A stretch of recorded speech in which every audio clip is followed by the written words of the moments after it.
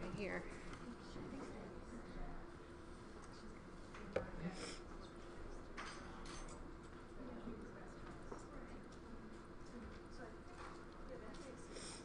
Should we go? Should we start?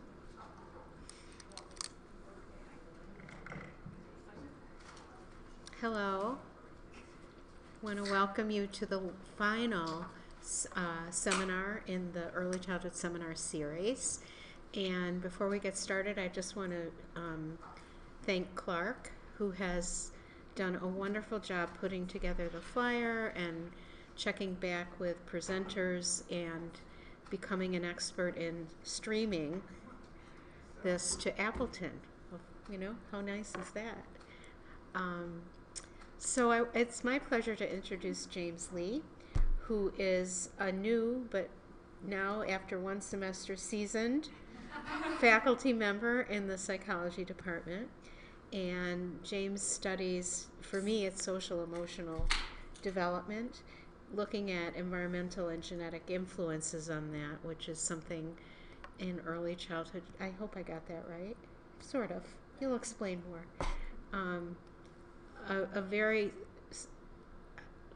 We have, in the early childhood field, we have a very strong interest in that, especially these days. So let's welcome James. And there you go. Thank you, and thank you guys for making some time to be here today. So today I'm going to talk about, as Joan mentioned, genetic and environmental influences that contribute to, broadly speaking, what I'm calling externalizing problems, and they encompass different facets of behaviors that I'll be talking about in the context of children and adolescents.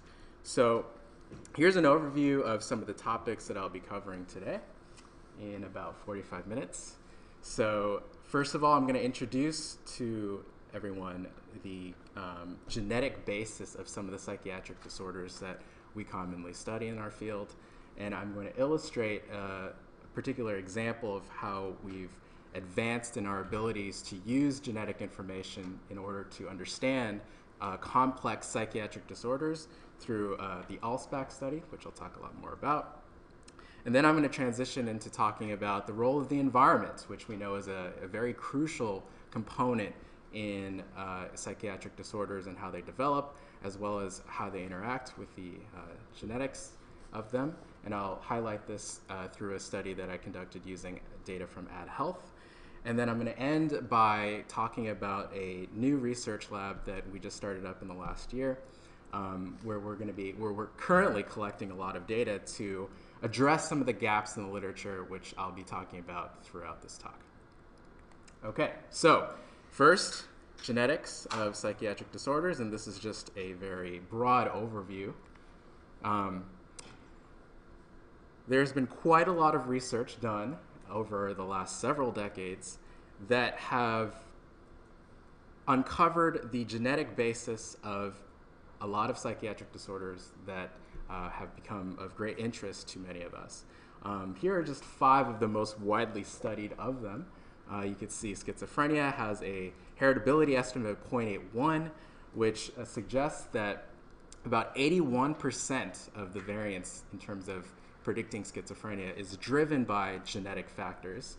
And you can see that there's a wide range of heritability for the different types of psychiatric disorders, with MDD, major depressive disorder, being fairly low compared to autism spectrum, which a lot of investigators here at the Waisman Center study, which has a heritability of 0.8, and ADHD, which is of particular interest to me, has a heritability estimate of 0.75. None of this should be particularly surprising to many of us, because we've known this based on decades of twin studies and family studies and adoption studies, which have allowed us to disentangle the relative influence of genetic influences and environmental influences that contribute to these different disorders. And time after time, study after study, we've been able to converge on these really high numbers that are associated with genetic influences that underlie psychiatric disorders.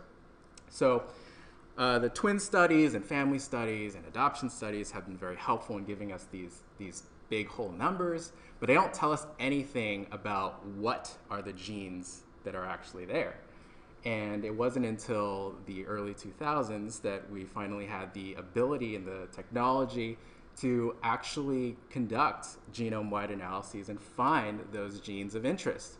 Obviously, you can imagine that it was a very enthusiastic response when the Human Genome Project was completed and we were able to map out the individual genes that we all carry. And now this enabled us to be able to find genes for disorders. However, that's pretty hard to do because finding a gene that transmits a risk for a psychiatric disorder is like looking for a needle in a haystack of over 3 billion base pairs of DNA that constitute the human genome. And this was said by Wendy Cates in 2007 in an editorial that she published in JAMA Psychiatry that was not very widely read, only cited by 2 people according to Google Scholar, and yet she was prescient enough to predict that such a task of finding genes would be pretty difficult to do despite the great amount of enthusiasm that we had in our field. So she's right. This is called a Manhattan plot. This is an example of what geneticists, psychiatric geneticists do when they hunt for genes. This is a genome-wide association analysis result. It's called a Manhattan plot because it's supposed to resemble the skyscrapers in Manhattan. I don't think you really see much of a skyscraper effect because each of these individual dots represents a genetic variant in our genome. And the higher up the dots are, the more significantly associated with a particular trait it is. And what we're looking for are these dots that are way up here because they represent individual genetic variants that are uniquely and significantly associated with a psychiatric trait. You probably can't see this, but there really aren't that many dots up there. And we thought that we'd be able to find a lot more with large data sets and with all the evidence that have pointed to this really strong heritability for all these different psychiatric disorders. And so how have we done? This data comes from the Psychiatric Genomics Consortium, which is a group of scholars from all over the world who have decided to come together to pool their resources in looking for different genes for schizophrenia, bipolar disorder, MDD, autism spectrum, and ADHD. They recognized that by doing this gene finding thing by themselves was probably not very helpful because the sample size that you need in order to find such a small genetic effect, you just simply needed a huge sample. And it made sense, if you're all doing the same thing, to pool your resources together. And so that led to the development of the Psychiatric Genomics Consortium in the late 2000s. So what they've been able to produce is essentially what is akin to a mega-analysis of all the data that's available out there. And what have we found as far as genome-wide significant hits or genetic variants that are uniquely associated with the individual disorders across all of these different samples, which you can see are fairly large. And what we found for ADHD is nothing, so NA. There is no top hit. There was no genome-wide significant, despite a heritability estimate of 0.75, okay? Nothing for autism spectrum yet.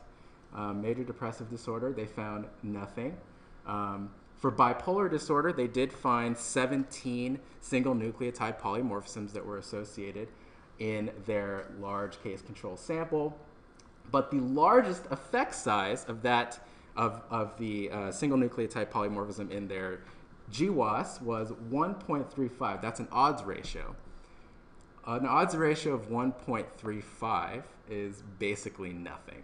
It's a very, very weak and small effect. So even the most significant genetic variant that was found in this huge sample that was associated with bipolar disorder had a tiny, tiny effect.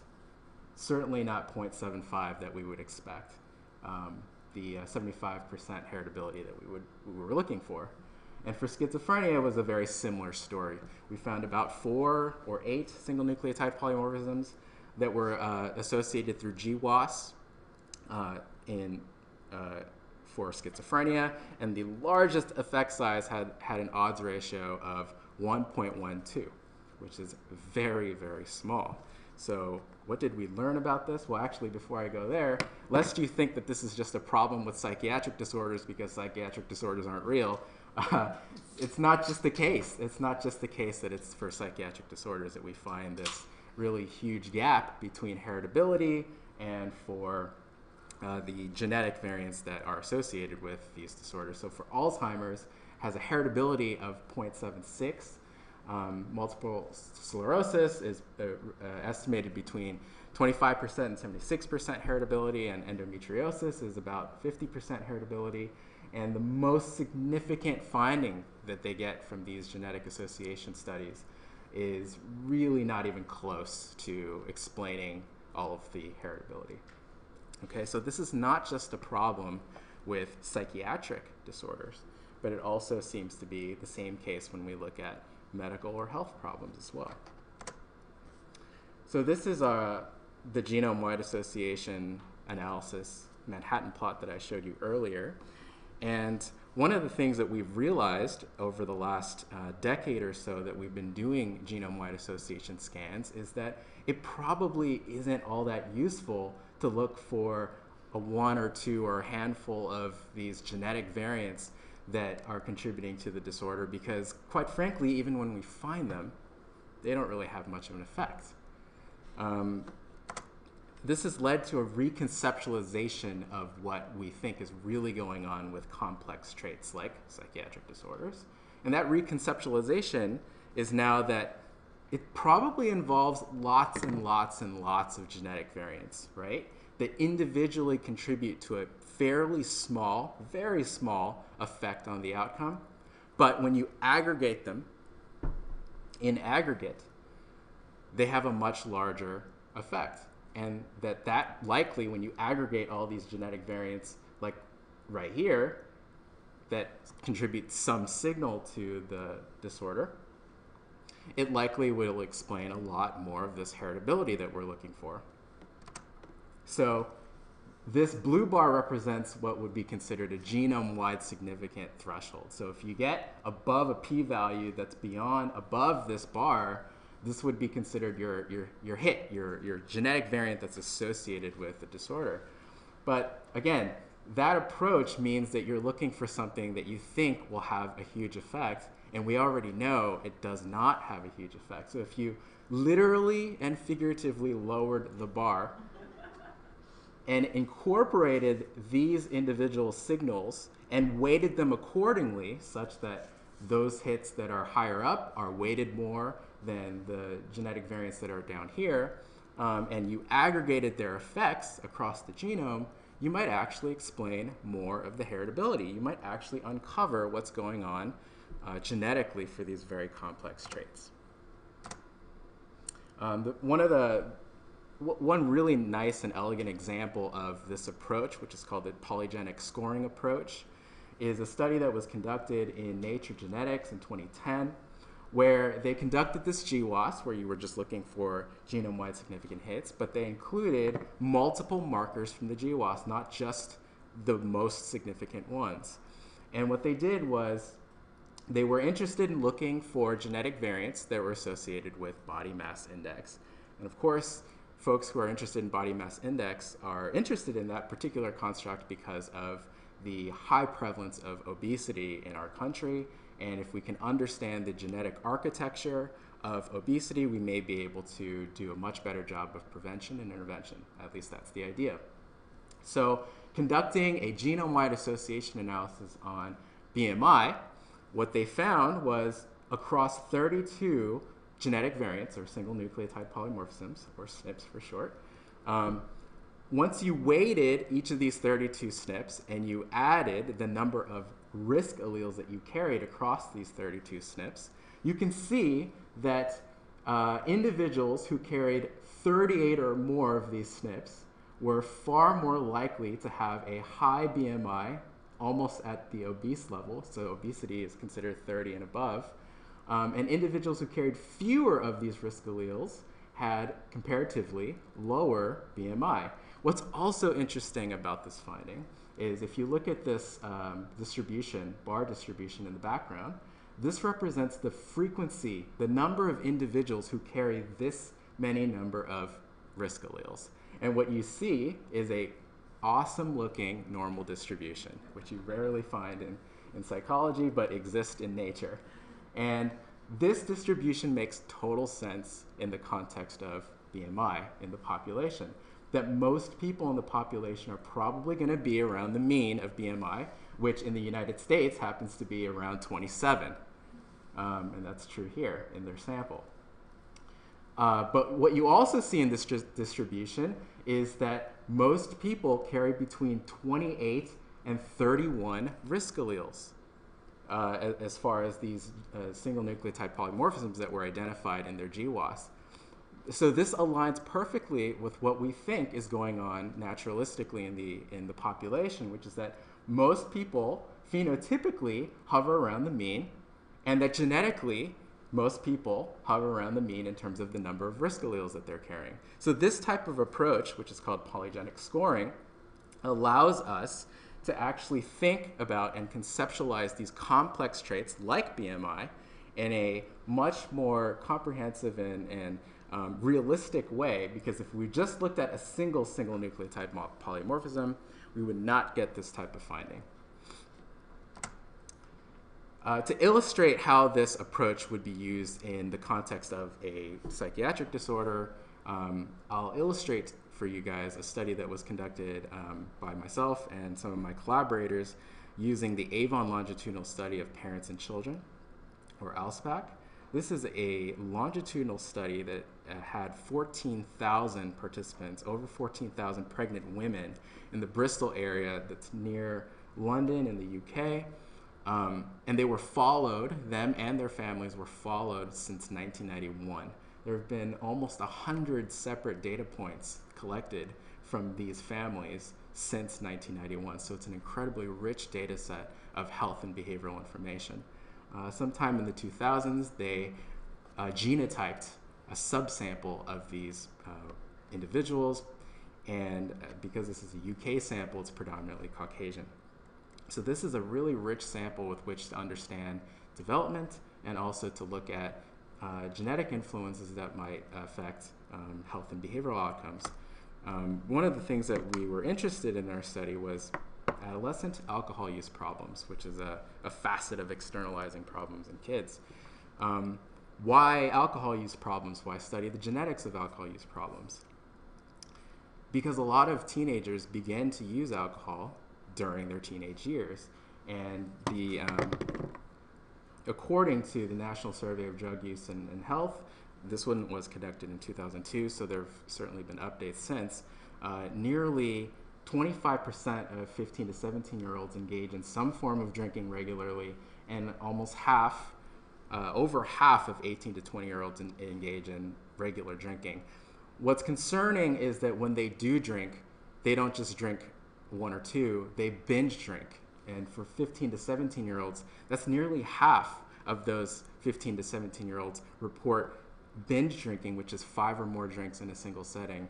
And then for 18 and 20-year-olds, significantly more than that. So it's a huge problem that can lead to a lot of negative things later on in life, including, but not limited to, drug and alcohol dependence, of course, lower engagement in school, and they're less likely to be employed, future criminality, as well as death driven by motor vehicle accidents, suicide, or alcohol poisoning. So it's a significant problem that requires a developmental view as well as an understanding about its neurobiology and environmental influences. I mentioned to you that studying the genetics of substance use is particularly salient because years and years of family adoption and twin studies have shown us that in the context of alcohol use and alcoholism in particular, there's a very strong genetic component. Roughly half of the total phenotypic variance for alcoholism is driven by genetic factors. We also know that it's developmental. So in this particular figure that was conducted by Richard Rose, using data from the Finnish twin registry sample, which is a very nice sample to study drinking, which I'll illustrate in a second, they showed that heritability estimates, so additive genetic influences, were not all that significant in young kids, so 14-year-olds, but as the child gets older, so 16, 17, and 18 and a half, you can see that the bar for genetic influences increases, meaning that the role that genetics plays becomes more and more as the child gets older and older, and the role that environment plays becomes less and less. Once again, this is the same Manhattan plot that I've shown you a few times before. I'm using this as just an illustration of what we did to understand genetic influences underlying alcoholism, or in this case, we were looking at adolescent alcohol use problems. So what we did was we conducted this GWAS looking for genetic variants that were associated with alcohol use problems measured from the audit in a totally separate sample from FinTwin. This is also a population-based study that looked at the same outcome variables. So this is alcohol use problems in teenagers. And we conducted the GWAS in this sample because what we were looking for is an unbiased estimate of genetic effects in one sample, and looking at whether or not the weights that we get from this unbiased sample would be associated with the aggregate genetic effects for ALSPAC. So we conducted this GWAS in FinTwin to get the regression weights to figure out how do we know which particular genetic variants do we want to look at in ALSPAC, and then also, once we know what those genetic variants are, what do we weight them as? So the ones that are down here are weighted less than the ones that are up there. So if you carry 2 alleles of these, it might be weighted less than if you carry 1 allele of one of these markers up here.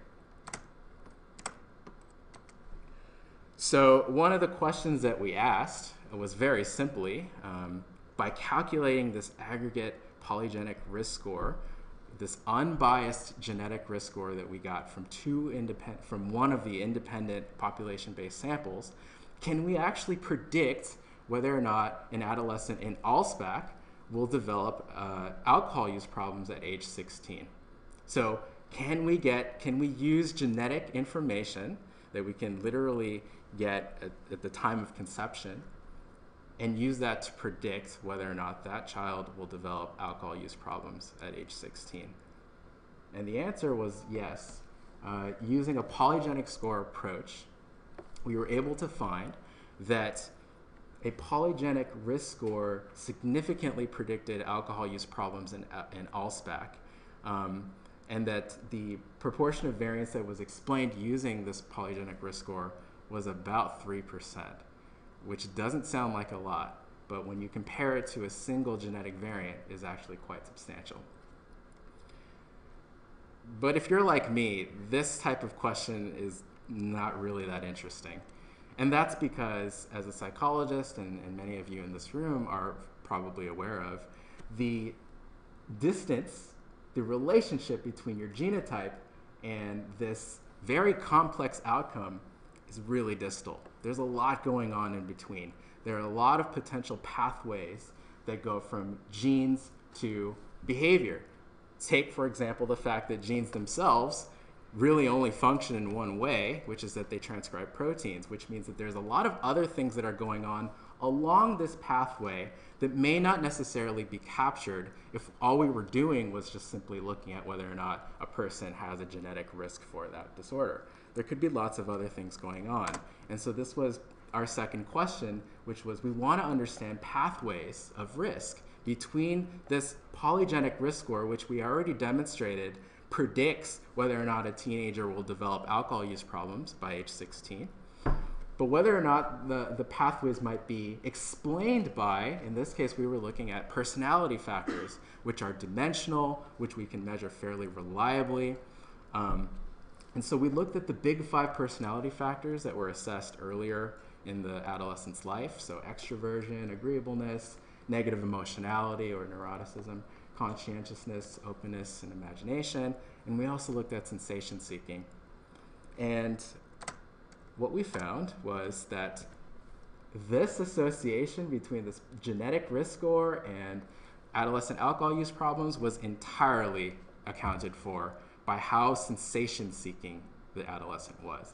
Now, this association is entirely null. There's no association there at all, because what's really going on is that the genetic effect was actually going through sensation seeking. That the genes that we uncovered through our GWAS for adolescent alcohol use problems were actually mostly just genes associated with how much of a sensation seeker that teenager was.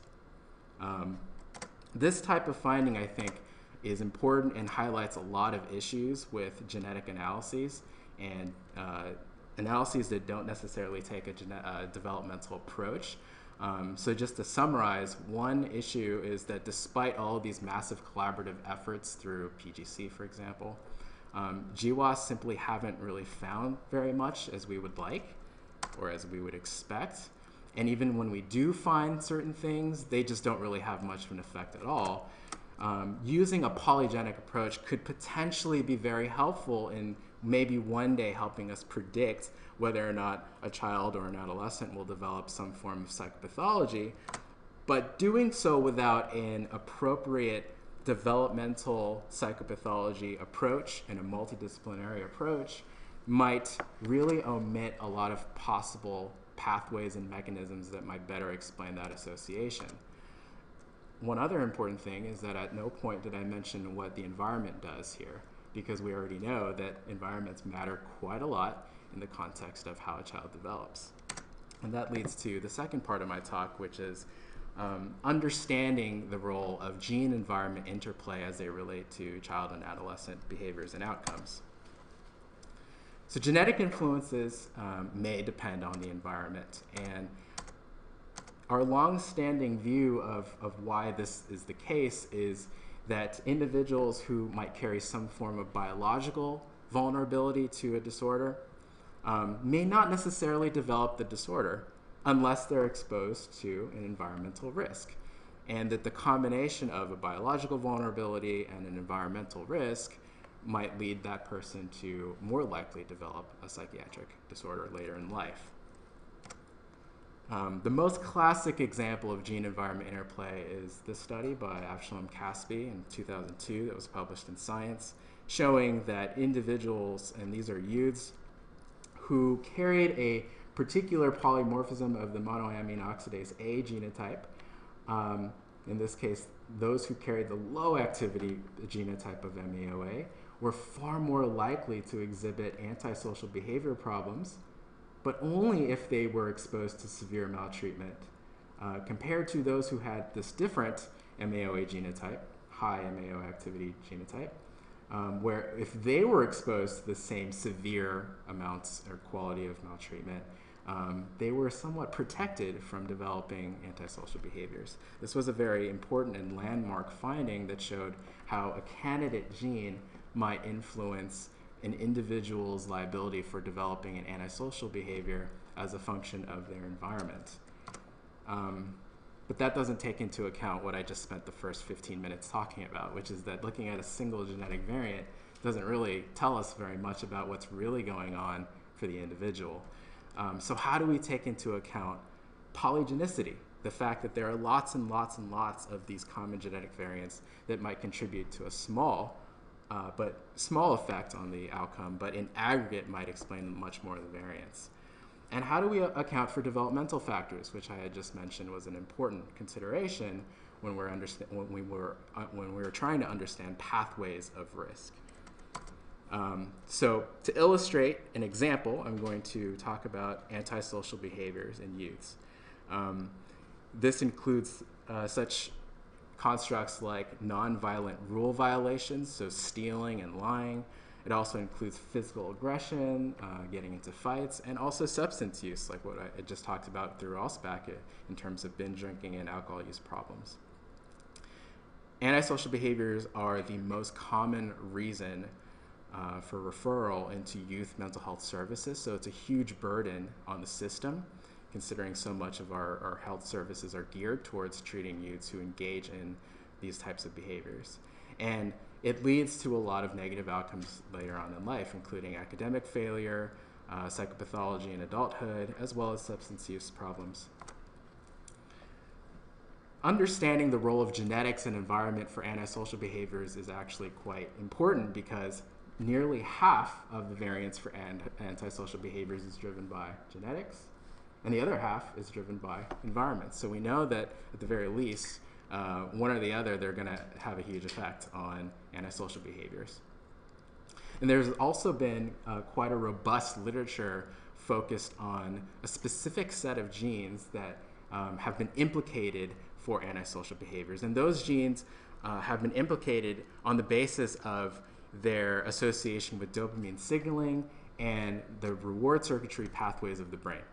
The reason why researchers have been focused on these particular regions of the brain, like the striatum and the functional connectivity with the PFC, is because disruptions to how an individual responds to rewards is believed to be associated with how impulsive they are and how aggressive they are. And so these are some of the genetic variants that are all associated with dopamine signaling that have been studied in the context of these candidate gene environment studies. What about environmental influences? Among the most well-studied factors of antisocial behaviors has been family factors, and this makes a lot of sense. Some of you may have heard the term violence begets violence, and this is been supported by research in the sense that parents who engage in more negative, physical, harsh discipline, the kids tend to be more negative and physical and harsh when they grow up, because this is what they learn, and this is how they model, and they're modeling after their parents. Also, family history of antisocial behaviors is a fairly significant contributor to antisocial behaviors, as well as instability and insecure attachment. All of these have been associated with an increased prevalence of antisocial behaviors. But of course, it's not just what's happening in the proximal environment via families. There's also broader level ecological factors that play a fairly significant role as well. And one of the most well-studied of these are socialization and peer deviancy effects. As you get older, your parents actually exert less of an effect on your behavior compared to your peers, who now, as you enter high school, you're more apt to want to please and you want to fit in with your group. And so if your peers are engaging in delinquent acts and are not necessarily the kinds that would be studying at the library on a Saturday, you're more likely to engage in those very same delinquent acts.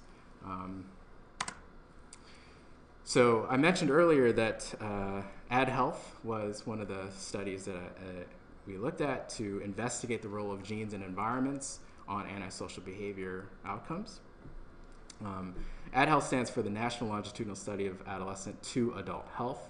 It consists of over 20,000 participants that were assessed in the mid-90s, and they assessed all teenagers between grades 7 through 12, and they collected 4 waves of data. You could see the ages that they range from at each wave of data collection. Data collection is still ongoing today. They're at wave 5 now, and now they're all adults. They also collected genotypic information at wave 4, and that's the sample that we're using for this study. To incorporate the idea that there are likely multiple genes that are implicated for antisocial behavior and that they all play somewhat of a role in your risk or liability for antisocial behaviors, we took this approach. And we had in our data set 4 candidate genes which are implicated for antisocial behaviors that are associated with dopamine signaling. So these are the 4 that we looked at, and you can see how they were coded. These genotypes were coded on the basis of their association with dopamine signaling capacity. And this is supported and also conducted by other groups like Eric Stice at UC Boulder and Nikolova et al. In 2013, showing an association between these genotypes and functional activation in the reward circuitry pathways of the brain. We looked at antisocial behaviors across 4 waves, and I'm going to show you how we modeled this data in just a little bit. Antisocial behaviors consisted of delinquent behaviors like property damage and stealing, burglarizing, shoplifting, and they also included the aggressive behaviors like pulling a knife on someone or getting into a fight or threatening someone with a weapon. To understand the role of the environment, we not only focused on the proximal environment, so the role that your family plays in terms of predicting, in terms of influencing your behaviors, where we looked at family support. How close do you feel to your parents? Are they warm and loving to you, according to you? And does your family understand you? We also looked at the degree to which the adolescent felt connected with their school. This, of course, is a very important construct in teenagers because for very many teenagers, they spend most of their time in the school setting. So they asked about whether or not they felt that like their friends cared about them, how close they felt to people at their school, whether their teachers cared about them, and whether they felt connected. And we also looked at the environment. So how safe do you feel where you grow up? Do you know most of the people in your neighborhood, and do you use the resources that are available to you? So having access to a recreational center might be a protective factor against developing an antisocial behavior if that is available to you. To model these behaviors, we used what's called a latent class or a group-based trajectory analysis. And on the x-axis, you can see age here, modeled from the very first time point that we had, which was age 13 or grade 7, thereabouts, up until the last time point at wave 3, which was age 26. And we were able to model the same 10 antisocial behaviors across wave. So what's unique about this type of analysis, though, is that we know that not everybody looks the same, and that there's a lot of individual variation in terms of how people develop their antisocial behaviors. So we conducted a latent class analysis to be able to distinguish homogeneous groups of individuals based on their trajectories of antisocial behavior development from age 13 to 26. As we would expect, most people exhibit this type of trajectory, which is essentially normal. They don't really exhibit very many behaviors as adolescents, and they don't as adults either. But there's another group of individuals who we were able to find using this approach, which exhibits far greater antisocial behavior symptoms during the adolescent period, literally from 13 to 19, but a precipitous drop once they reach early adulthood. And this is consistent with developmental taxonomies and theories about the development of antisocial behaviors in the population, which is that for many folks, many of these behaviors are driven potentially by peer effects and what they're experiencing in the school setting.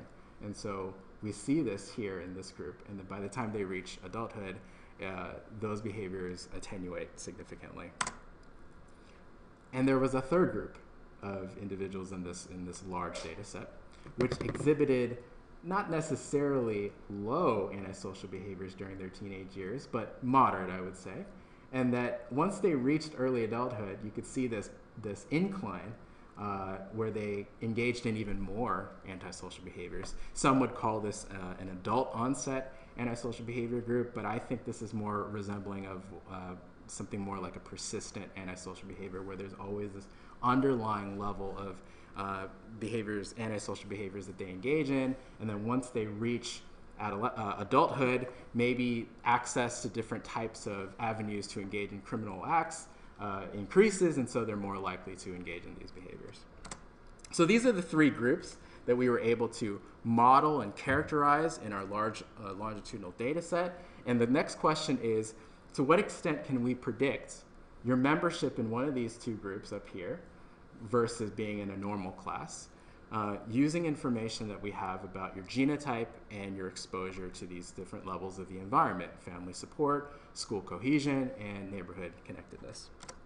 What we found was that individuals who had a higher liability in terms of their genetic risk were far more likely to have higher log odds of being in this group over here, this one right here, where they increased in their antisocial behaviors as a function of age, as a function of having low school cohesion. So they felt like they weren't connected with their peers. They felt like their teachers didn't really care about them. They felt like they weren't really a part of their school. And they were a lot more likely to engage in antisocial behaviors and continue to engage in antisocial behaviors even after they left the school setting. And this was moderated by their genetic risk score. We saw the same effect for neighborhood cohesion, where, again, you see that at the low end of neighborhood cohesion, where they didn't feel like they were very connected with their neighborhood, they didn't feel like they knew very many people in their region, and they didn't feel like there were very many resources available for them. They had a higher log odds of being in that antisocial behavior group. What's also interesting that I wanted to point out here that we did that's kind of unique is that we also looked at the positive end of school cohesion, right? We also looked at the positive end of neighborhood cohesion. There were no effects for family support here, but what we did was we were able to look at the range of experiences from negative to positive, not just the absence or presence of something bad, but whether or not you experience something good and something not so good in the same way. To summarize, what we were able to find from this analysis was that during the teenage years, it appears that the family support, familial influences don't really seem to have much of an effect as we would kind of expect. And these influences tend to attenuate as peers become more salient. And we saw that based on our data where school cohesion and even neighborhood influences significantly moderated your genetic influences that are associated with group membership and antisocial behaviors. We also saw that genetic variation in dopamine signaling interacts with the broader level of environmental influences, such that those individuals who had higher dopamine signaling capacity may actually be more sensitive to variations in the environment. What we found using our data was specifically that they were more sensitive to the negative aspects of these broader level environments. We didn't see that in terms of being more sensitive to the positive side of the environment. So I'm going to conclude by, let's see, time. I have 3 minutes, I think, by talking a little bit about my lab, which is the Social and Behavioral Development Lab here at the Waisman Center, and what we're doing to address some of the gaps that I've sort of pointed out. And the principal question that we're asking in our lab is, what can genes and environments tell us, not only about atypical development, but also typical child development as well? And this is a very classic approach to thinking about psychopathology, which is what's called a developmental psychopathology framework. You're interested in knowing not just how things go awry, but the pathway to getting there, and that could include things that are just fine. So we recruit young kids, many kids who kind of look like this or might have a preponderance of behavioral problems. And what we're interested in is when we bring in kids into our study who are fairly young, we want to know how they develop over time.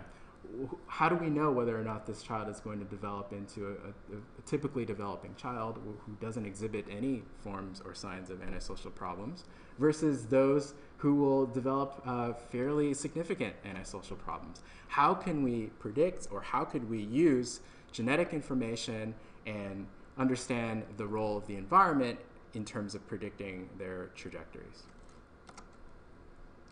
I mentioned the developmental psychopathology framework, which is the guiding principle that the lab uses to study these phenomena.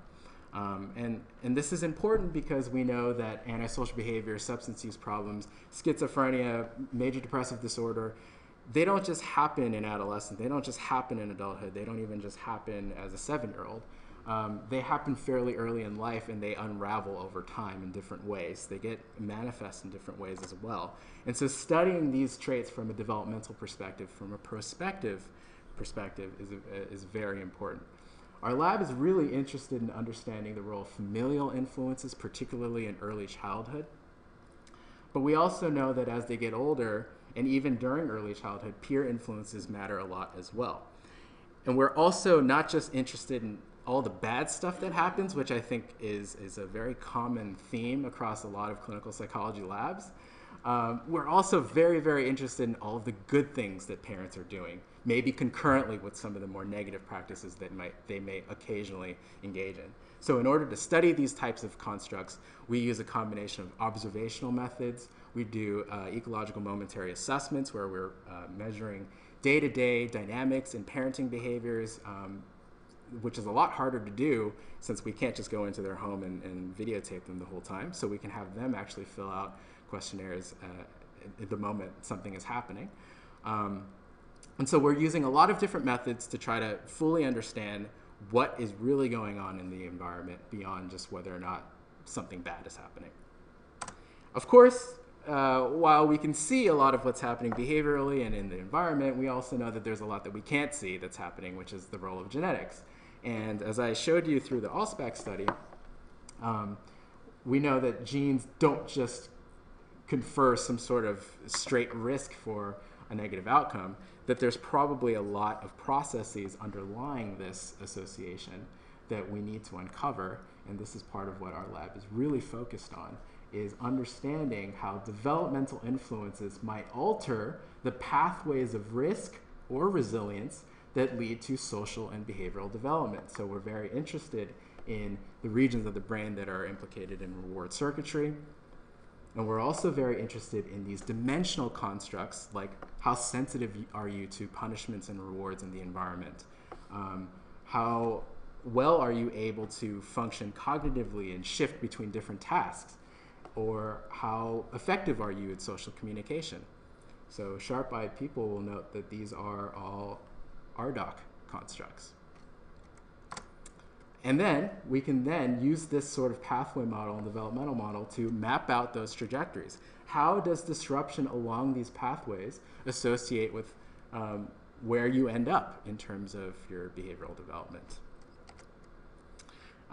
One of the reasons why I think this research is particularly exciting for me is because it has clinical implications. And I think this is oftentimes the most difficult to articulate for many people, because it's hard to explain why your genetics will have anything to do with being able to treat you one day. And I actually think that there's a way to do it, and there's actually very exciting research now that has been trying to show how genetic information can in fact truly influence the way that we think about, in particular, your response to intervention. We all know that when we go see a doctor and we receive treatment, that there's a chance that that treatment, even though it's been evidence-based and empirically supported for you and for whatever it is that you're suffering from, should work, but it doesn't always work for everyone. In psychiatry, this is a huge issue, that not everyone who is given an SSRI for depression is going to respond the same way, if at all. Actually, one thing that happened to me recently was I saw a doctor and they prescribed this medication. I just simply asked, why did you prescribe this particular one? And eventually they explained, well, I had really good luck with it. And then they eventually told me that if this doesn't work, then I'll just try the next one. And they said that this idea of choosing between different medications is really more like an art form. And I almost left the room in rage, because since when is medicine supposed to be an art form? It's a science, right? And I think the idea that we can actually use science to help us better understand why some people respond better to a certain type of medication or psychosocial treatment, it can happen, and we can actually do that rather than relying on doctors who think that this is actually an art form or something like that. It's kind of ridiculous. So one of the ways that we can use genetics to help us understand how people respond to interventions is by thinking about the idea of genetics as not just conferring a straight risk for you developing psychopathology, but rather that individuals who carry a particular sensitivity to the environment might be more sensitive to the negative side of things, where they're more likely to develop a negative outcome. But if they're exposed to a very rich, enriched, positive environment, they might actually profit from this type of rearing, this type of exposure to an intervention disproportionately in ways that individuals who don't carry this type of genetic constitution might not. And recent research, and this is based on meta-analytic evidence from the last only just 3 or 5 years, has shown that in fact this might be the case. This meta-analysis is of a few dozen randomized controlled trials of treatments for externalizing behaviors in young kids. And the interventions ranged, but they were all based on parenting interventions for kids who had externalizing problems. And all of these studies collected genetic information, and they were all looking at a particular candidate gene. What they found in their study, in the meta-analysis, is that individuals who carried what was previously considered to be the risk genotype were much more likely to profit, to gain benefits from the intervention that they were doing than individuals who did not carry the susceptibility variant. Okay, they're all exposed to intervention. They all had high levels of externalizing behaviors, but one group disproportionately responded better to psychosocial intervention. This is not medication. This is exposure to a parenting intervention. They responded better to enrichment, essentially. This is a form of gene-environment interaction, where in this case, the environment is an intervention. You're manipulating the environment in a positive way.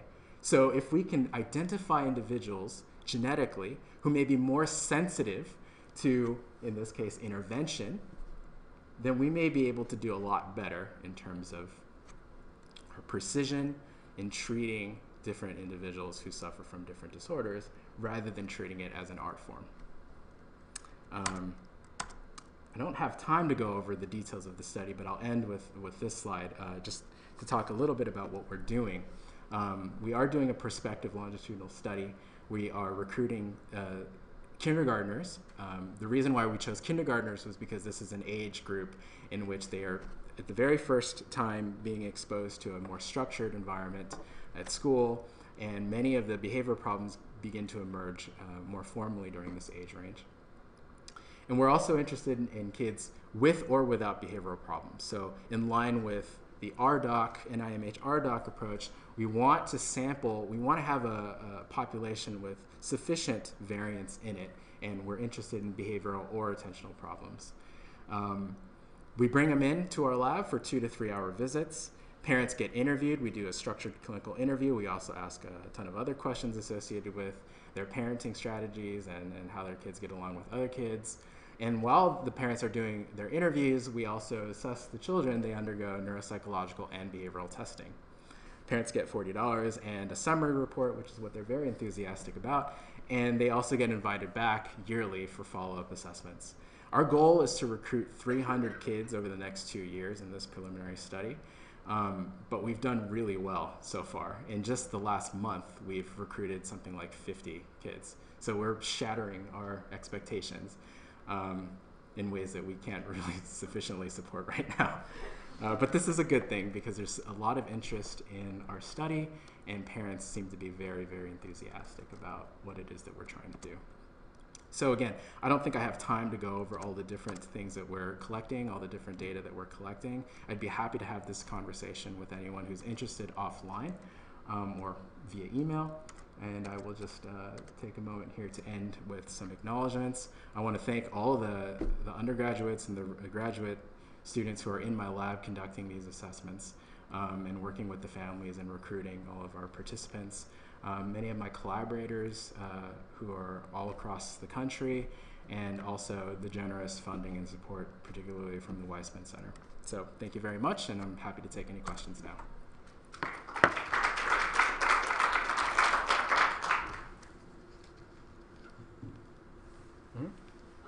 Is any part of the study or pieces in the past with the continuing studies bringing in factors relating to rural versus urban environments and engagement as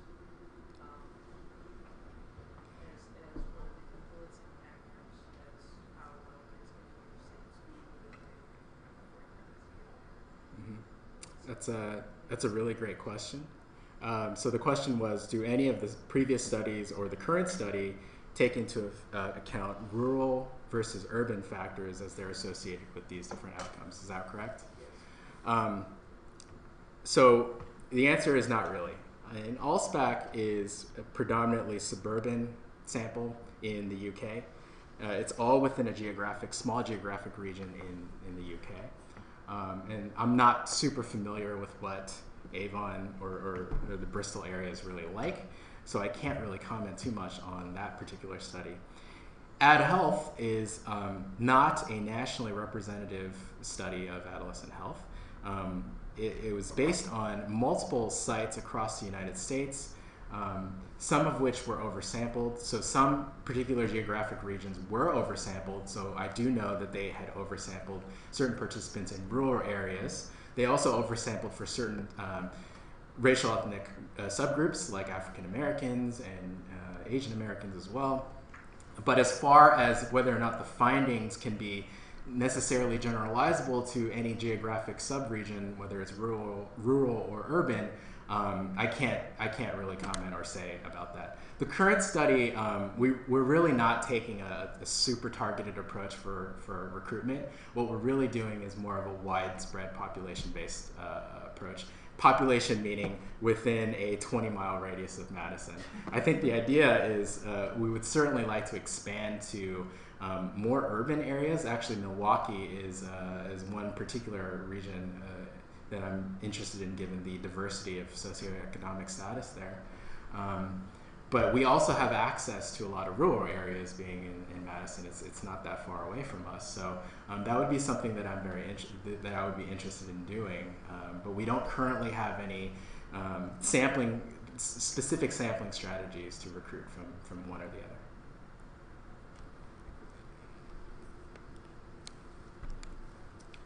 Yeah. Question.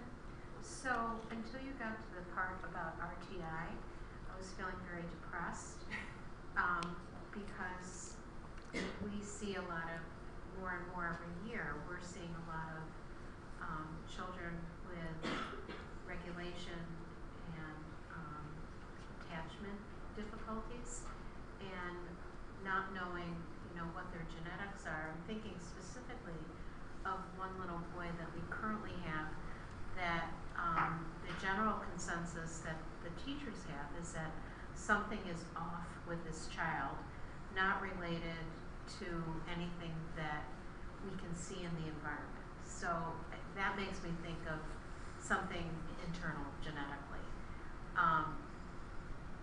Very deviant behavior, if you want to call it, or antisocial behavior at a preschool level. Mm-hmm. What we've done is work on altering the environment, working a lot on attachment and trying to understand this child's point of view, and a lot of talking and coaching and that kind of thing. And we've seen great results. However, the family has a totally different approach. So I'm wondering if you have looked at any of the interactions between genetic and environmental influences when there is a difference in context. That's a really wonderful comment that I think highlights the great amount of complexity when trying to study the variation in what we can't see, so neurobiology and genetics, with what we can very clearly see, which might be disruptions in family environments and family chaos, where we can intervene more clearly. The answer is I haven't looked at the gene-environment interactions when comparing family context with maybe, say, intervention that's delivered. I think this is actually a really important direction to go in, especially given the recent evidence that's been suggested regarding response to intervention for certain biological subgroups, which is to what extent is the environment really changing that's leading one group of kids to respond better than the other. So if we do this intervention in the lab, or we do this intervention in a clinic, but they go back home and most of the things at home are still fairly similar, even though maybe a few behavioral things have changed from the parent's perspective, the broader level environment is probably influencing a lot too that we're not capturing. And even though we know that we're doing our intervention really well in the clinic, it may not necessarily mean much at home. And I think that's a very important thing for us to study as gene environment researchers, because environment doesn't just mean the thing that you're studying, it also means what's going on outside of your lab.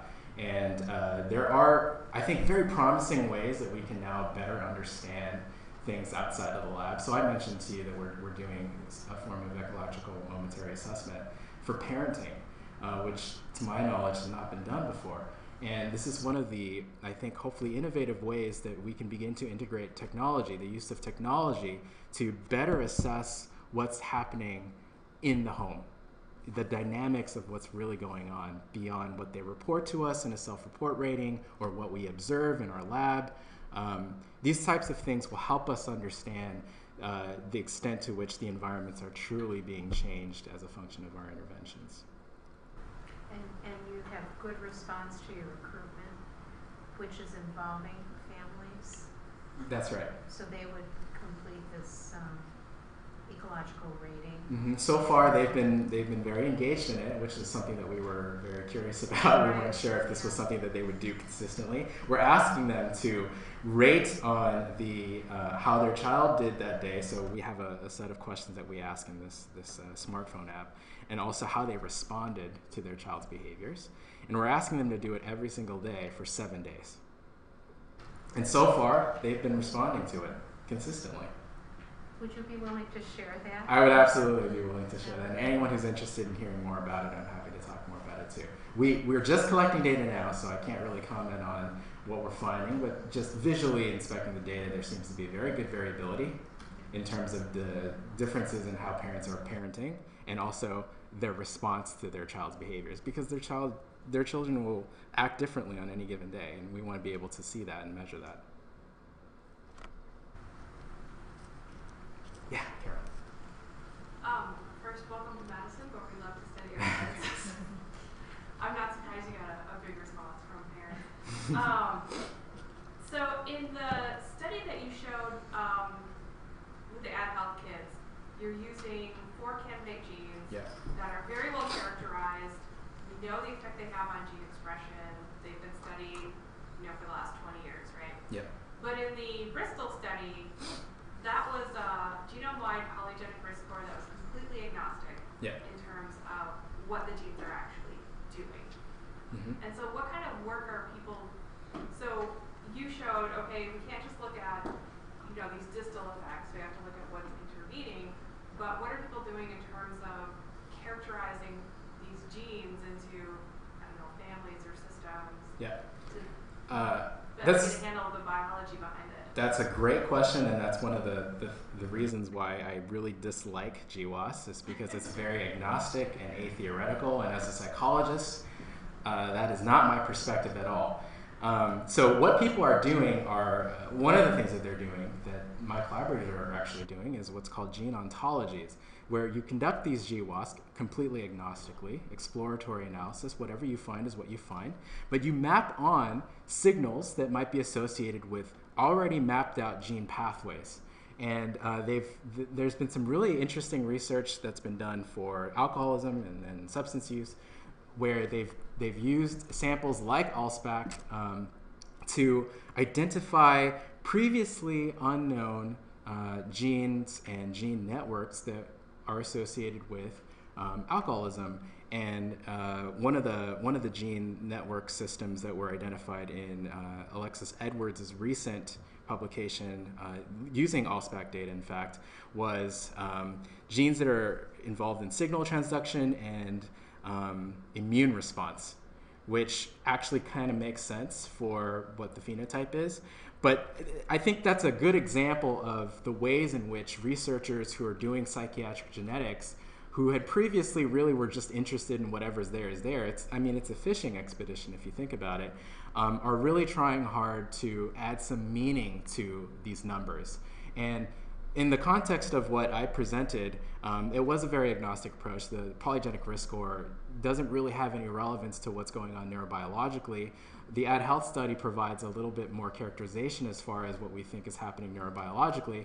One of the things that we're doing next, actually, with Allspac data is we are, in fact, focusing on the dopamine signaling genes. And we can do that with GWAS.